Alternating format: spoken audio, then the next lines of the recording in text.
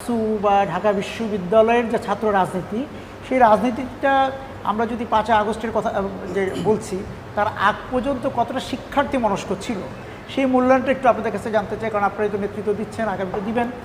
এই চলমান জায়গা থেকে কে শুরু করবেন? এখানেও একটু আপনারা যে কোনো একজন শুরু করেন।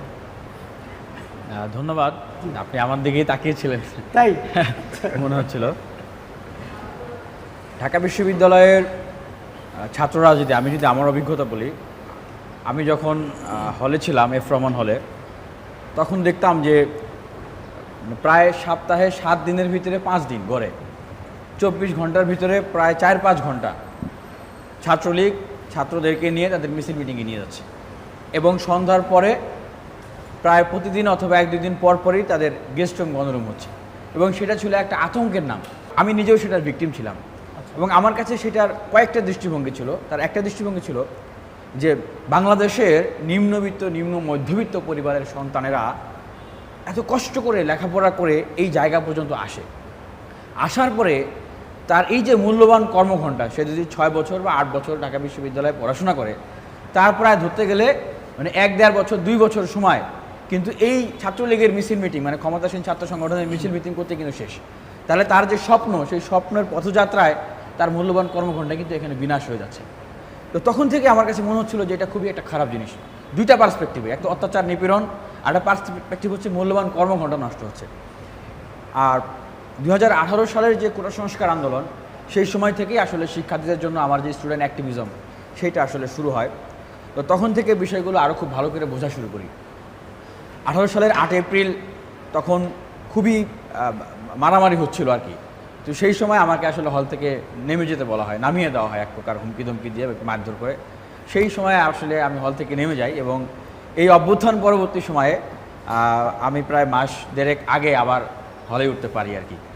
আর ঢাকা বিশ্ববিদ্যালয়ের সেই সময়ের রাজনীতির আরও কিছু ক্যারেক্টার যদি বলি, বা একটু 19 সালের ডাকসুর বিষয়টাও যদি আলোচনা করি, সেই সময়ের ক্যারেক্টার ছিল প্রচণ্ড রকমের ভয়ার্থ।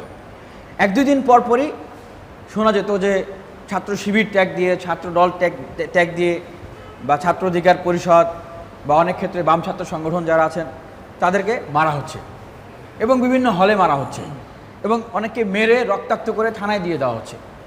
এই যে একটা শ্বাসরুদ্ধকর অবস্থা। এবং একটা কথা বলা হতো তখন, যে ঢাকা বিশ্ববিদ্যালয়ের উপর দিয়ে একটা পাখি ছাত্রলীগের অনুমতি ছাড়া যেতে পারবে না, ঢাকা বিশ্ববিদ্যালয়ের গাছের একটা পাতাও ছাত্রলীগের অনুমতি ছাড়া নড়তে পারবে না। এইরকম একটা পরিস্থিতি ছিল। তো সেই সময়েও যখন আমরা আনুষ্ঠানিকভাবে আসলে ছাত্র রাজনীতি শুরু করি 19 সালে ডাকসু নির্বাচনের পরে, তখন থেকে শিক্ষার্থীদের জন্য কথা বলে গেছে। এবং অনেক ক্ষেত্রে দেখা যেত সেই আবরার ফাহাদ থেকে ফুলপরি, সেই যে ঘটনাগুলো, তখন অনেকেই প্রতিবাদ না করলেও অনেক সময় আমরা প্রতিবাদ করেছি একটা অসীম সাহস নিয়ে। সেই কথা যদি এখন স্মৃতিচারণ করি, তখন আব্দুল কাদেররাও আমাদের সাথে ছিলেন, যে কালিমাটা পরে বুকে ফু দিয়ে আমরা প্রোগ্রাম করতে আসতাম, কারণ জানি না কী হবে। এবং সাংবাদিকদেরকে বলতাম যে ভাই একটা ছবি তুলেন বা ভিডিও করেন, যদি আমাদেরকে মারে, অন্তত আমাদের হামলার শিকার হওয়াটা বা আমাদেরকে যদি মেরেও ফেলে, এটার জন্য মানুষের ভিতরে একটা অগ্নিস্ফুলিঙ্গের জন্ম দেয়। তো এইভাবেই আসলে সেই সময়ের স্মৃতিচারণগুলো করি। আর একাডেমিক যে পরিবেশ, বিশ্ববিদ্যালয়ে একাডেমিক পরিবেশ বলতে আসলে কোনো পরিবেশ ছিল বলে সেরকম মনে হয় না। বিশ্ববিদ্যালয়ের প্রশাসন পুরো আওয়ামী লীগীকরণ, হলের প্রভোস্ট আওয়ামীকরণ, এদিকে তো ছাত্রলীগ আছে, কোনো জবাবদিহিতা নাই, যে যেমন পারতেছে তেমন করে আসলে বিশ্ববিদ্যালয়কে আসলে তারা শুষে নিচ্ছে, শুষে খাচ্ছে। এবং 19 সালের ডাকসু নির্বাচনের পরেও সেই সময়টা আসলে আমরা তখন, আমি তখন এফ রহমান হলের ভিপি প্রার্থী ছিলাম, তখন আসলে খুব রঙিন রঙিন স্বপ্ন ছিল যে এটা করে ফেলবো, সেটা করে ফেলবো, এই সব চেঞ্জ করে ফেলবো।